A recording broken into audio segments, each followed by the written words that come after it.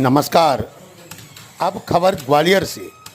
जैसा कि आप सभी को विदित है, कंप्यूटर शिक्षा के प्रति समर्पित संस्थान, सबसे कम फीस, सबसे बेहतर शिक्षा के लिए विख्यात Vedansh computer education SBI bank के ऊपर तानसेन रोड, हजीरा, ग्वालियर पर स्थित है। वेदांश कंप्यूटर एजुकेशन कंप्यूटर शिक्षा के प्रति विगत 10 वर्षों से कंप्यूटर की प्रैक्टिकल ट्रेनिंग दे रहा है, जहां एलईडी के द्वारा थ्योरी क्लास दी जाती है। यहां पर टाइपिंग सिखाने की अनोखी पद्धति है और हर चीज़ प्रैक्टिकल वे में सिखाई जाती है।